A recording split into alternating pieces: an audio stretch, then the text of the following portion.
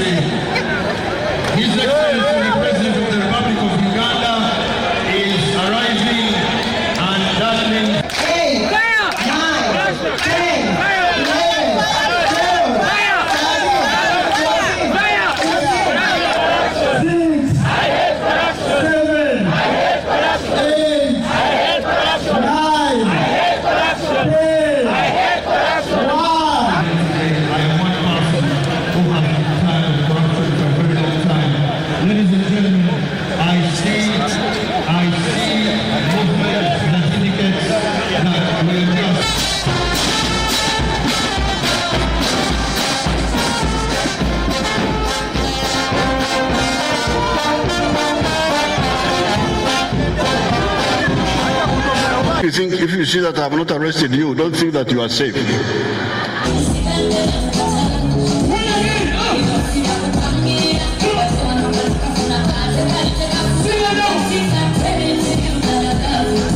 By 6 a.m. Wednesday morning, Ugandans had started gathering at the Constitutional Square in Kampala in solidarity against corruption. These, including ministers and other government officials, joined thousands in drills ahead of the anti-corruption walk led by President Yoweri Museveni on the theme, "A corruption-free Uganda starts with me." I hate corruption! I hate corruption!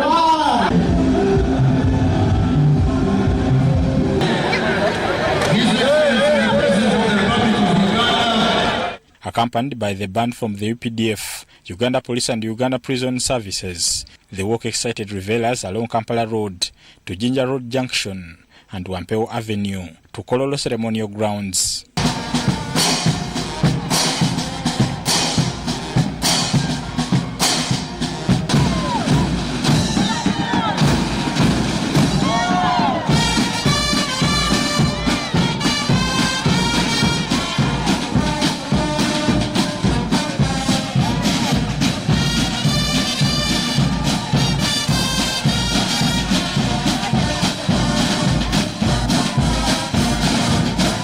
Addressing the crowds, President Museveni recommended a change in recruitment styles of key government agencies if corruption is to be eliminated. The mistake of IGG,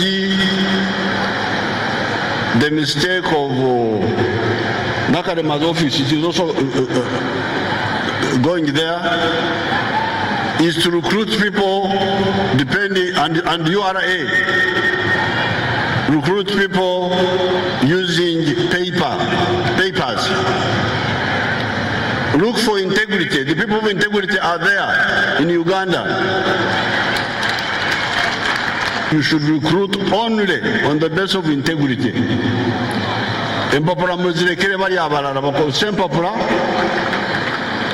So that we have got a safe zone.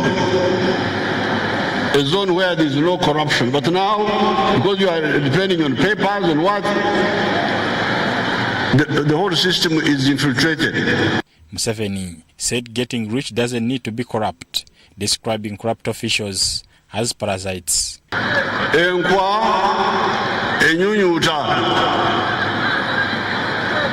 So this is a problem number one. Corrupt people are parasites. Deputy Speaker challenged you. He quoted Jesus. He said, if you have not stolen, you throw the first stone. I will throw the first stone. You bring somebody, I will stone him here.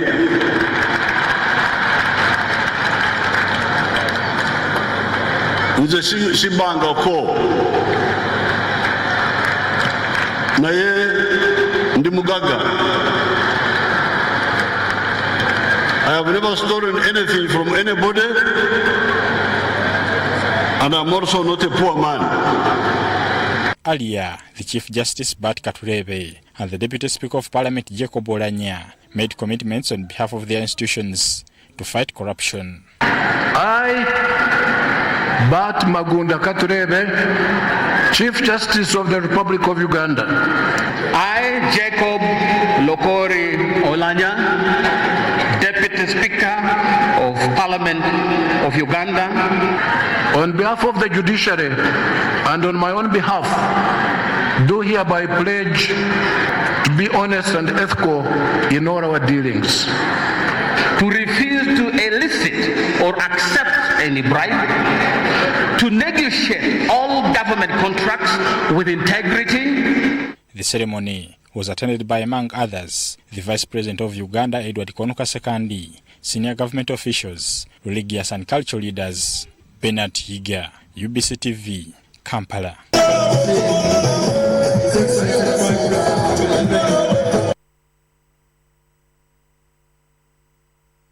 And in a related story, civil society organizations have urged the government to walk the talk in curbing corruption within the country.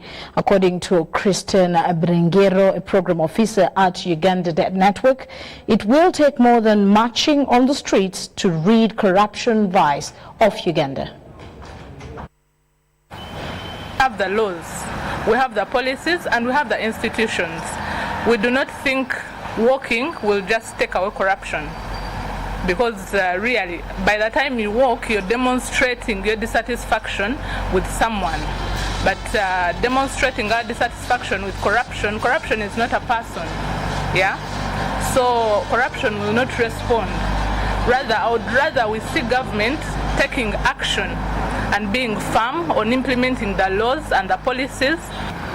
We also implore the government to employ deterrent measures against corruption, such as strict implementation of the various anti-corruption laws that we have.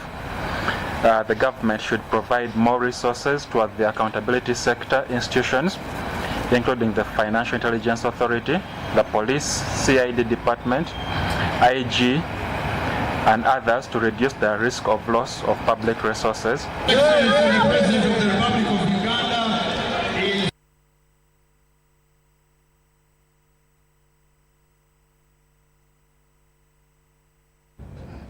Now, Kazinga Channel in Kasese has been reopened after temporarily being repaired by Uganda National Roads Authority.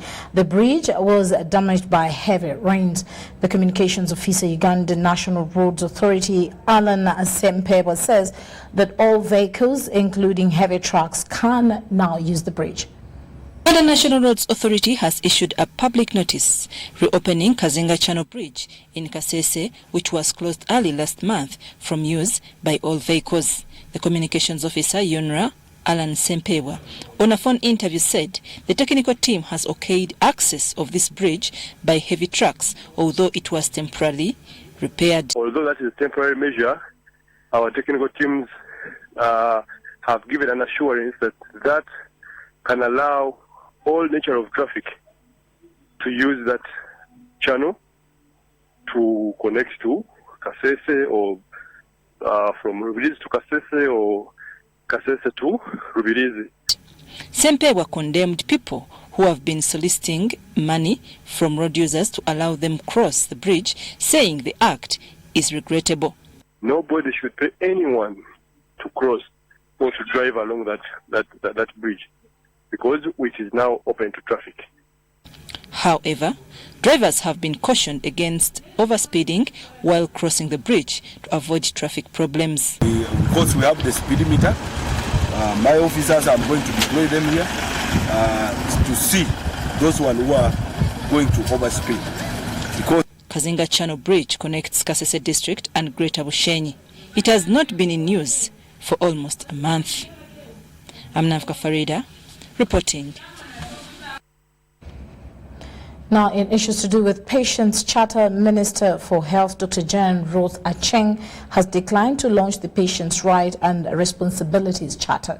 Minister Acheng was officiating at the 6th National Healthcare Quality Improvement Conference in Kampala, where she was expected to launch this particular document. and the results are Top health officials in the country and development partners are engaged in a 3-day-long National Healthcare Quality Improvement Conference in Kampala. Minister for Health Dr. Jane Ruth Acheng officiated at the conference, and she was expected to launch the Patient Rights and Responsibilities Charter. Minister Acheng, however, declined to launch the document, claiming that there is no health workers' rights and responsibilities charter, yet the two documents have to be implemented concurrently. I'm requesting to appear next year, first with the health worker rights, then the patient rights. And from time immemorial, all our charters have two chapters, the patient's rights and the health workers' rights. So it is only appropriate that we launch the two documents together. Health workers have rights and they should not be abused. They have a right to be respected, they have a right to rest when they are tired, and many other rights. And sometimes we have experienced challenges in our health facilities where patients have actually assaulted health workers. And so the reason why I did not launch the patient's rights. She instead accepted to launch the 5A strategy, that means sort, setting, shining, standardize and sustain, which aims at improving the working conditions for health workers. And also DHOs.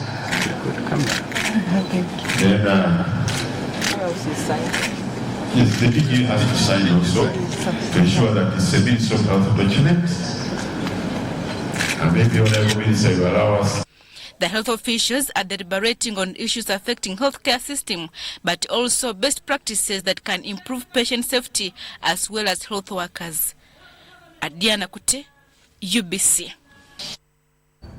Now, in local government, the government of Uganda has designed the asset management framework policy to consolidate all government systems for proper supervision of asset management in all government institutions. The acting director, Treasury Services and Assets Management in the Ministry of Finance, Jennifer Bigira, while inspecting the local government assets in Gulu district, said that the mismanagement of government assets is due to poor coordination by different accounting officers. This is the Department of Inventories and Records Department of Gulu Municipal Headquarters, where records are kept in sacks. Of the accommodation, I have no space. The municipal council has no space for what? For archive. That's why when goods are received in the registry, they bring here. Our services are few. We cannot fix them all in the cell. It's very risky to sit on a elaborated place like this. It's very risky for my life. In the inspection tour about assets management by the Ministry of Local Government and Ministry of Finance, it was recognized many of government assets are poorly managed. That we have challenges. The procedures of disposing the used assets are scrapped and so on is very, very, very long. The structure of government does not support the local government very well in the management of the workshop. Most of the local governments don't follow up because Johnny Genda Walala, Director of Local Government's Inspection, wants accounting officers to prioritize service delivery than procedural obstacles. I think it's high time we stopped giving excuses. We want to see progress. We want to see progress. Because the challenge you're talking about, writing letters, engineer is saying we've written the evidence. We're not looking for evidence. We are looking for results. For me, I don't even want to look at how many letters you've written to the different offices. Government has come up with an assets management framework to consolidate all systems for proper monitoring. The laws, but unfortunately they were not preceded by a policy. And for government, whenever we have laws, before we enact laws like the Public Finance Management Act, which is talking about asset management, we should have had a policy before. So we are now putting in place a policy, and the policy is the one that is going to underpin the Public Finance Management Act and all the attendance laws. The development of the Assets Management Action Plan is being pushed by the DINU project of the European Union and being implemented by UNCDF and UNDISA to capacitate local government accounting officers, widen fiscal space and attract public-private financing. Decisions should be efficient, should be the right quality and at the right cost. And the management, so the entire life cycle should be well managed. And the disposal should be on time. We lose a lot of value. Of local governance is now being openly discussed by diplomats in New York when they talk about global agreements. And it was also found that most accounting officers of local government are not aware of the Local Government Act, which stipulates their responsibility. Abdul Nasir Lubama for UBC News. At 19 minutes past 8 o'clock, we take a short break and return with more news. Keep it here. Introducing Airtel Broadband. Enjoy high-quality home video streaming and seamless connectivity. You can also connect up to 32 people for your business at only 280,000 shillings with 51 GB free, valid for a month. And installation at no charge. Use Airtel Money today to buy any of our customized broadband bundles. For product inquiries, give us a call on 1004 Airtel and 0800 327327. Accessible from all other networks. Dial star 185 hash and activate today. Airtel, the smartphone network. The Electoral Commission informs the general public of the Voters Register update starting on the 21st of November to 11th December 2019. This will be a self-reporting exercise to provide personal details. A person who is already registered as a voter in Uganda must not register again. A voter who wishes to transfer to a new voting location must present confirmation that he or she is now a resident of the parish of that new voting location. The exercise will enable registered voters to confirm accuracy of their particulars on the register and correct any errors identified on the National Voters Register. The details of eligible learners registered under the Learners Project in 2017 who have attained the age of 18 will be updated. Such learners should present themselves at the registration or update center with their national identification number. The Commission has appointed Wednesday, 11th December 2019 as the cutoff date for registration of voters in Uganda. Announced by the Chairperson, Electoral Commission. Did you know that 1,000 Ugandans get HIV every week? Did you know that each week 500 people die of AIDS in Uganda? HIV is still with us. In 2017, President Museveni launched the Fast Track Initiative to end AIDS in Uganda by 2030. We must stop HIV. The best way for young people to avoid HIV is to abstain from sex. Why you only had to have sex at 16, at 18, at 20, and then you die, or you start having problems, which you may live with all your life? Why don't you wait, hold on, you study, finish your degree, and then you look for a partner at the right time? Protect yourself. Abstain from sex until you are ready.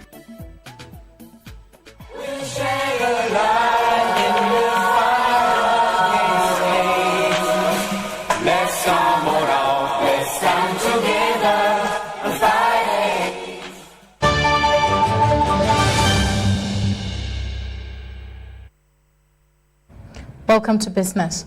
Now, Uganda Development Bank, UDB, has today unveiled a $500 million capitalization plan that will see financial mobilization from mainly international partners. A high-level meeting with members of parliament drawn from the Committee of the National Economy, UDB officials asked the House to endorse the guaranteed facilities mainly from the multinational lenders. UDB board informed the members of parliament that the national mandate of funding development projects is falling short in light of an immediate 240 billion in funding pipeline needed as at end of October 2019 worth of ready projects. We shall not be able to raise those 500,000 people out of poverty or relieve 1 million people out of hunger if we don't have adequate funding. So we really implore you, members of parliament, honorable members, to support us in raising this $500 million. UDB also requires complete capitalization of the 160 billion shillings due from government in order to ensure the ongoing engagement with international financiers keen on equity funding of the $500 million over the next 5 years are realized. This is really not a request, but it's a command that government injects more money. I happen to be a member of the PACOP, and when we are looking at UDB, the technical committee was of the strong view that the remaining 130 billions should be provided in 2 tranches, not in bits of 20 millions. That will not move the bank. That will not move the bank. We want UDB to have an impact. Members of Parliament drawn from the Committee on National Economy were this morning briefed on the need to consider endorsing up to $500 million in sovereign guarantee loans by Uganda Development Bank, UDB, from multilateral lenders such as the African Development Bank, Islamic Development Bank, and Exim Bank of India, among others.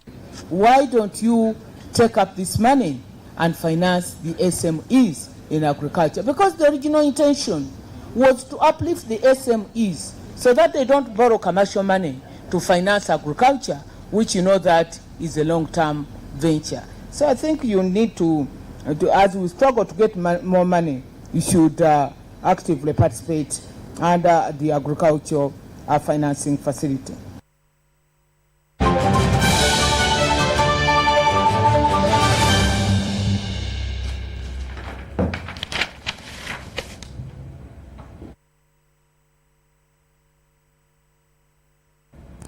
And in sports, a team of 22 riders will head to Kenya for the final round of the Regional Motocross Championship scheduled for this weekend in Kenya's capital, Nairobi.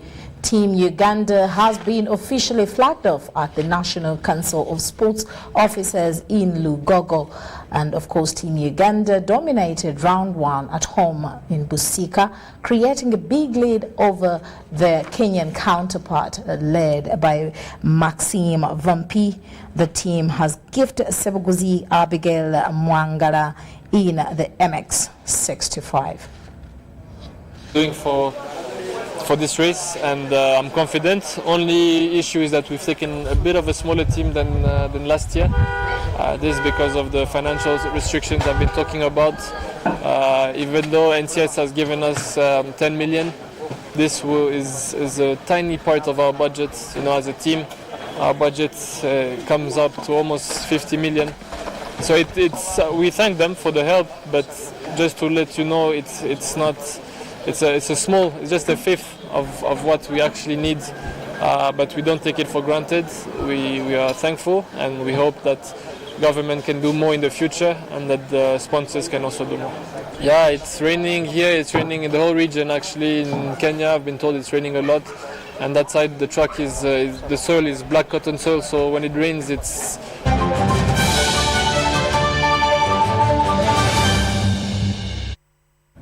That's it for the 8 o'clock news bulletin. We will come your way again at 10 o'clock. My name is Patricia Lukuma.